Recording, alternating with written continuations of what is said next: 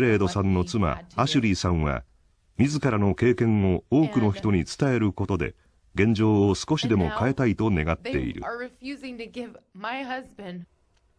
夫は俺が死ねばみんなが幸せになれるのか、そう言ったんです。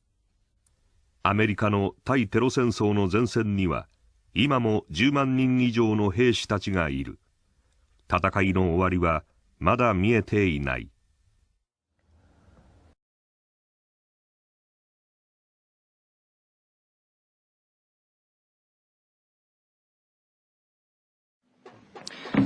And I tried hard to be proud of my service, but all I could feel was shame. And racism could no longer mask the reality of the occupation. These were people, these were human beings. I've since been plagued by guilt anytime I see an elderly man, like the one who couldn't walk, who we rolled onto a stretcher and told the Iraqi police to take him away. I feel guilt anytime I see a mother with her children, like the one who cried hysterically and screamed that we are worse than Saddam as we forced her from her home. I feel guilt anytime I see a young girl, like the one I grabbed by the arm and dragged into the street. We were told we were fighting terrorists. The real terrorist was me, and the real terrorism is this occupation. Racism within the military has long been an important tool to justify the destruction and occupation of another country. It has long been used to justify the killing, subjugation, and torture of another people. Racism is a vital weapon employed by this government. It is a more important weapon than a rifle, a tank, a bomber, or a battleship. It is more destructive than an artillery shell, or a bunker buster, or a Tomahawk missile. While all those weapons are created and owned by this government, they are harmless without people willing to use them. Those who send us to war do not have to pull a trigger or lob a mortar round. They do not have to fight the war, they merely have to sell the war. They need a public who is willing to send their soldiers into harm's way. They need soldiers who are willing to kill and be killed without question.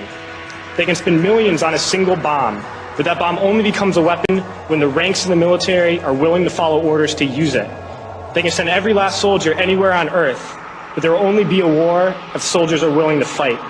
And the ruling class, the billionaires who profit from human suffering, care only about expanding their wealth, controlling the world economy. Understand that their power lies only in their ability to convince us that war, oppression, and exploitation is in our interest.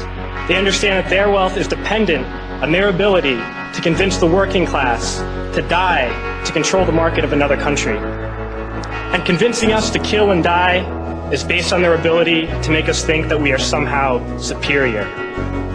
Soldiers, sailors, Marines, airmen have nothing to gain from this occupation. The vast majority of people living in the U.S. have nothing to gain from this occupation. In fact, not only do we have nothing to gain, but we suffer more because of it. We lose limbs, endure trauma, and give our lives.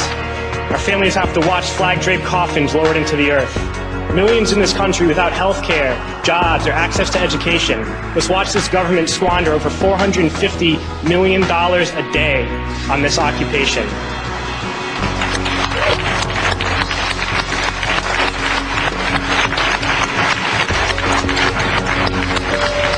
Poor and working people in this country are sent to kill poor and working people in another country to make the rich richer. And without racism, soldiers would realize that they have more in common with the Iraqi people than they do with the billionaires who send us to war.